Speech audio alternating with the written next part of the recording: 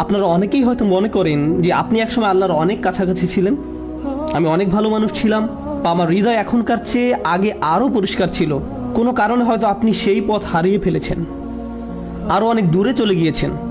এখন আপনার মনে হচ্ছে যে আপনি আল্লাহর কাছ থেকে এতই দূরে চলে গিয়েছেন যে আপনার আর কোনো আশা নেই। শয়তানের ধোকায় পড়ে আপনি একদম হারিয়ে গেছেন, একদম হারিয়ে গেছেন।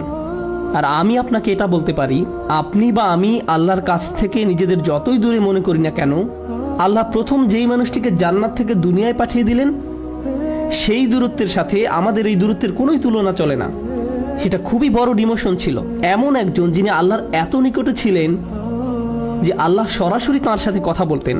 তারপর আল্লাহ তাকে বললেন, তোমার সাথে আর সরাসরি কথা বলবো না, এখন থেকে তোমার সাথে ওহী পাঠানোর মাধ্যমে কথা বলবো। এত বড় ডিমোশন সত্ত্বেও তার আশা ছিল যে আল্লাহর পাঠানো ওহীর মাধ্যমে আমি আবার আল্লাহর কাছাকাছি যেতে পারবো। কোরআন আপনাকে জাহান্নামে পাঠাতে আসেনি। কোরআন তো বলছে না যে আপনার কোনো আশা নেই। কোরআন আল্লাহর প্রতিজ্ঞা যে আমরা যতই ভুল করি বা আল্লাহর কাছ থেকে দূরে চলে যাই না কেন, আমরা আমাদের আদি পিতা আদম আলাইহিস সালামের মতো হব এবং তওবা করে ফিরে আসব। আমরা আমাদের আদি পিতা আদম আলাইহিস সালামের মতো হব, আমরা কখনোই ইবলিসের মতো হব না। ইবলিস আর আরবিতে আবলাসা ক্রিয়ার একটা অর্থ হলো আশা ছেড়ে দেয়া। আমরা নিজেদের মাঝে আশা ধরে রাখব, আমরা নিরাশ হব না। আর যখন আপনি নিজেকে বলতে থাকেন যে আপনার জীবনের কোনো অর্থ নেই, আপনি খারাপ মানুষ, আমার কী বার করার আছে, আপনি যখন এমনটা বলা শুরু করেন, তখন আপনি আসলে ইবলিসের সুন্নত বা পথ অনুসরণ করেন। সে নিজেকে শয়তান হিসেবেই মেনে নিয়েছে, কিন্তু মানুষদের সুযোগ দেয়া হয়েছে। আমরা ভুল করবই। কুল্লু বানি আদম খাত্তাউন, আদম সন্তানরা প্রতিনিয়ত ভুল করে। খাত্তাউন শব্দটি খতিউন থেকে আসলে আলাদা। রাসূল সাল্লাল্লাহু আলাইহি ওয়াসাল্লাম বলছেন যে আমরা ভুল করতে থাকবো, কেবল একবার না, ভুল করাতে যেন আমরা আসক্ত। খাত্তাউন শব্দটি খতিউন থেকে আসলে আলাদা। আর তারপরও ভুল করতে থাকা মানুষগুলোর মধ্যে তারাই উত্তম যারা আল্লাহর কাছে বারবার ফিরে আসতে থাকে। এই মাসে আমরা আল্লাহর নিকট প্রত্যাবর্তন করার সুযোগ উদযাপন করব, কারণ এই মাসে আল্লাহ তার দড়ি দুনিয়াতে ফেলেছিলেন, কোরআন নাজিল করেছিলেন, যা সব সময় আমাদেরকে তার সাথে সম্পর্ক যুক্ত রাখে। যখন আপনি কাউকে খুব মিস করেন, আপনি তাকে কল দিতে চান, তার কণ্ঠ শুনতে চান। মৃত কাউকে আপনি যখন মিস করেন, তখন হয়তো তার কোনো ভিডিও ছেড়ে দেন, হয়তো আপনার মারা যাওয়া বাচ্চার হাসি দেখার বা আপনার বাবা মায়ের কথোপকথনের কোনো ভিডিও দেখেন। মানুষের যখন প্রিয় কারো স্মৃতি মনে পড়ে, সে তার সাথে কথা বলার জন্য উদ্গ্রীব হয়ে পড়ে। আল্লাহর কাছ থেকে আমরা যদি দূরে চলে যাই, তখনই আমাদের তার সাথে কথা বলা আরও বেশি প্রয়োজন।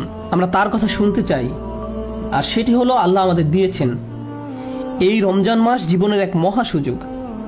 এই মাসটি এতই সুন্দর যে যেই ইবলিসের কারণে আদম আলাইহিস সালাম ভুল করেছিলেন, এই মাসে আল্লাহ তাকেও শিকল দিয়ে আটকে রাখেন, শয়তানকে সরিয়ে রাখেন, যেন আমরা বিভ্রান্ত না হই। এখন আল্লাহর কালাম এবং আমাদের মাঝে আর কোনো বাধা নেই, ফলে আমরা সহজেই কোরআনের সাথে যুক্ত হতে পারবো। সুবহানাল্লাহ। আজকের খুতবার শেষে এসে আমি এই মাসের অন্যতম একটা শ্রেষ্ঠ উপহার নিয়ে কথা বলতে চাই। রমজানের আয়াতের অনেকগুলো উপহারের কথা উল্লেখ করা হয়েছে, আমি শুধু একটি উপহার নিয়ে কথা বলতে চাই। আশা করি আপনি এই সুযোগ পরিপূর্ণভাবে কাজে লাগাতে পারবো। আল্লাহ আযজা ওয়া জাল্লা বলেন, ও ইযা সাআলাকা ইবাদি আন্নী ফাইন্নী করিব, আমার বান্দারা যখন আপনার কাছে আমার সম্পর্কে জিজ্ঞেস করে, বস্তুত আমি রয়েছি তাদের নিকটেই। আল্লাহ এখানে বলেননি যদি আমার বান্দারা জিজ্ঞেস করে, তিনি বলছেন যখন আমার বান্দারা জিজ্ঞেস করে, কারণ তিনি আশা করেন যে এটা অবশ্যই ঘটবে। আপনি হয়তো আপনার সম্পর্কে আশাবাদী নাও হতে পারেন, কিন্তু আল্লাহ আপনাকে নিয়ে আশা করেন। তিনি রাসূল সাল্লাল্লাহু আলাইহি সাল্লামকে বলেন, যখন তারা আপনাকে আমার সম্পর্কে জিজ্ঞেস করে, সাধারণভাবে আয়াতটি তো এমন হওয়ার কথা ছিল যে যখন তারা আপনাকে আমার সম্পর্কে জিজ্ঞেস করে, আপনি তাদেরকে বলে দিন আমি নিকটে। এটা বলার পর তিনি তার রাসূলের সাথে কথা বলা বন্ধ করে আপনার সাথে সরাসরি কথা বলা শুরু করলেন এবং বলেন, নিশ্চিতভাবেই আমি সন্নিকটে। আয়াতের মাঝখানে এসে বক্তব্যটি আর আল্লাহ এবং রাসূল সাল্লাল্লাহু আলাইহি সাল্লামের সাথে না হয়ে আল্লাহ এবং আপনার সাথে সরাসরি হয়ে গেল। বহুদিন যাবৎ হয়তো আপনি আল্লাহর সাথে কথা বলেন না। আপনি যদি অনেক দিন কারোর সাথে কথা না বলেন, আপনার মনে হতে পারে সেও হয়তো আপনার সাথে কথা বলতে চায় না। আপনি অন্য একজনের মাধ্যমে তার সাথে কথা বলতে চান, আপনি তার সাথে সরাসরি কোনো যোগাযোগ করতে চান না। কিন্তু আল্লাহ আযজা ওয়া জাল্লা সেই দেয়ালটি ভেঙে সরাসরি আপনার কাছে আসেন এবং আপনাকে বলেন, ফাইন্নী করিব। তারপর আপনার হয়তো মনে হতে পারে তিনি কেন আমার দোয়ার জবাব দিতে যাবেন, কিন্তু আল্লাহ বলেন, উজিবু দাওয়াতাদ দাঈ একটি মাত্র দোয়া করা হলেও আমি তার সাথে জবাব দেই, আমি সাথে সাথে তার জবাব দেই। যে দোয়া করে সে একটি দোয়া করলেও আমি সাথে সাথেই তার জবাব দেই। অন্য কথায় এই আয়াত আল্লাহ সে লোক সম্পর্কে বলছেন না যে ঘন্টার পর ঘন্টা দোয়া করতেই থাকে, বরং তিনি এমন একজন সম্পর্কে বলছেন যে মাত্র একটি দোয়া করেছে। আল্লাহ এমন করে বলেন না যে ও সারা বছর তুমি পার্টি করে বেড়াতে, এখন তোমার কিছু একটা প্রয়োজন হয়েছে তাই আমার কাছে ছুটে এসেছো, দূর হও এখান থেকে। না না না, এমন ব্যক্তির দোয়ারও জবাব দান করি, তার এই একবারের দোয়াও। আর সেই ব্যক্তির যোগ্যতা কি? আমরা অনেক সময় মনে করি যে আপনি বড় কারোর সাথে কথা বলতে চান, আপনার কিছু যোগ্যতা থাকা দরকার। এরকমই হয় সব সময়। ধর্মীয় দৃষ্টিকোণ থেকেও মানুষ মনে করে আপনি যদি আল্লাহর নিকট কোনো প্রার্থনা করতে চান, আপনার উচিত ভালো পোশাক পরা, মসজিদে যাওয়া, দোয়া করার শ্রেষ্ঠ জায়গা হলো মসজিদে হারাম অথবা মসজিদে নববী। আরও ভালো হয় আপনি যদি পাপ করা বন্ধ করে দিয়ে দোয়া করতে পারেন। আর এই সবগুলোই সত্য, কিন্তু প্রত্যাশার এই আয়াতে আল্লাহ বলছেন দোয়া করার জন্য তোমার যে যোগ্যতা থাকা চাই তা হলো তুমি দোয়া করার জন্য প্রস্তুত। শুধু এটাই। আপনি হয়তো চরম অন্ধকারে নিমজ্জিত কেউ হতে পারেন, শুধু আল্লাহর নিকট ফিরে আসুন। আপনি কাউকে চমৎকৃত করার জন্য এটা করছেন না, কাউকে এটা দেখানোর জন্য করছেন না, অথবা আপনার আশপাশের কারো মন্তব্যের জন্য আপনি তোয়াক্কা করেন না। মানুষ হয় আপনাকে অতিরিক্ত ভালো মনে করবে অথবা অতিরিক্ত খারাপ মনে করবে। মানুষ মনে করতে পারে আপনি খুবই ভালো মানুষ, কিন্তু আপনি তো ভালো করেই জানেন আপনি কেমন। অথবা তারা মনে করতে পারে আপনি চরম কুপ্রবৃত্তির একজন মানুষ, আপনার মাঝে ভালো কিছুর অস্তিত্ব নেই। তারা আসলে আপনার সত্যিকারের অবস্থা জানে না। তো আল্লাহ জানেন, কিন্তু আল্লাহ জানেন এবং আপনি নিজে জানেন। মানুষের ভুল মন্তব্যের কারণে নিজেকে প্রতারিত হতে দিবেন না। অনেক সময় এমনকি আপনি নিজেও আপনার প্রকৃত অবস্থা জানেন না, কিন্তু আল্লাহ জানেন। লোকে আপনার সম্পর্কে ভালো বা মন্দ যাই বলুক না কেন, এর প্রতি কোনো গুরুত্ব দিবেন না। আপনি শুধু আল্লাহর নিকট ফিরে আসুন এবং তার নিকট দোয়া করুন। আশেপাশের সব কোলাহল ভুলে যান। আর যখনই আপনি দোয়া করবেন, আল্লাহ সাথে সাথেই তার জবাব দিবেন। এই একটি রমাদান প্রসঙ্গে, বিশেষ করে আল্লাহ যেহেতু রমজান মাসে কোরআন প্রেরণ করেছেন, তাই এই মাসে তাকে ডাকতে থাকুন, আল্লাহর কাছে বিভিন্ন জিনিস চাইতে থাকুন, আল্লাহর সাথে কথা বলুন। এই মাসে তাকে ডাকতে থাকুন, আল্লাহর সাথে কথা বলুন যখন আপনি একা থাকেন, আল্লাহর সাথে কথা বলুন যখন আপনি গাড়িতে থাকেন। আপনাকে আরবিতে কথা বলতে হবে না, তার সাথে পাঞ্জাবি, বাংলা, ইংরেজি যে কোনো ভাষায় আপনি কথা বলতে পারেন। আপনাকে তার সাথে বইয়ের ভাষায় কথা বলতে হবে না, সাধারণ কথ্য ভাষায় কথা বলতে পারেন।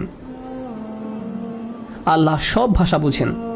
আপনি যদি কোরআনের ভাষায় কথা বলতে না পারেন, সমস্যা নেই। আল্লাহ আপনার নিকট থেকে সর্বপ্রথম যে বিষয়টা চান তা হলো তার সাথে আপনি যোগাযোগ করুন, তার সাথে কথা বলুন, তাকে ডাকুন। কতজন মানুষ আসলে আল্লাহকে ডাকে, তার সাথে কথা বলে, তার নিকট কাকুতি মিনতি করে, কান্নাকাটি করে। এভাবে একা একা আল্লাহর সাথে কথা বলার সময় কেউ দেখে ফেলবে ভেবে আমরা বিব্রত বোধ করি। আল্লাহর সাথে কথা বলুন যখন আপনি গাড়িতে থাকেন। মানুষ ভাবতে পারে আমার হয়তো মাথায় সমস্যা আছে।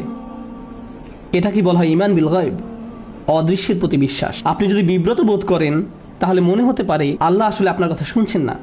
যদি আসলে বিশ্বাস করেন যে আল্লাহ আপনার কথা শুনছেন, তাহলে তার সাথে কথা বলুন, মানুষ যাই মনে করুক না কেন। এই কথোপকথন শুধু আল্লাহ এবং আপনার মাঝে। তাই তিনি আপনাকে প্রস্তাব দিচ্ছেন যে যখনই তুমি আমাকে ডাকবে, আমি সাথে সাথে তার জবাব দিব। আর এর বিনিময়ে তিনি আপনার নিকট একটা জিনিস চেয়েছেন, একটা অনুরোধ করেছেন, ফালিয়াস্তাজিবু লি। কাজেই তাদের কমপক্ষে আমার ডাকে সাড়া দেওয়ার চেষ্টা করা উচিত। আপনি আল্লাহর সাথে কথা বলছেন আর আল্লাহ বলছেন হ্যাঁ আমি তোমার ডাকে সাড়া দিব, কিন্তু তোমারও আমার ডাকে সাড়া দেওয়া উচিত, বা অন্তত সাড়া দেওয়ার চেষ্টা করা উচিত। তিনি বলেননি সাড়া দাও, তিনি বলছেন সাড়া দেওয়ার চেষ্টা করো। ইস্তিজাবা, তুমি সাড়া দেওয়ার চেষ্টা করছো, এটা অন্তত আমাকে দেখাও। এখন আপনি যদি কারো ডাকে সাড়া দিতে চান, প্রথমত আপনাকে তার ডাক শুনতে হবে।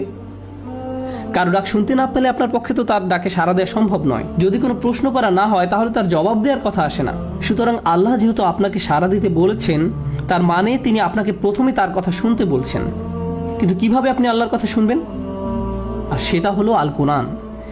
যখন আপনি আল কোরআন তেলাওয়াত করছেন, যখন আপনি আল কোরআন শুনছেন, যখন আপনি কোরআনের আয়াত নিয়ে চিন্তা করছেন, আপনি এমন একটি বিষয় শুনছেন যার জবাব দেওয়া প্রয়োজন। এখানে আল্লাহ আপনার সাথে কথা বলছেন। সুতরাং এখন যেহেতু তুমি আমার সাথে কথা বলছো, আমাকেও তোমার সাথে কথা বলতে দাও। তুমি চাও যে আমি তোমার ডাকে সাড়া দিই, তাহলে তোমারও উচিত আমার ডাকে সাড়া দেয়া।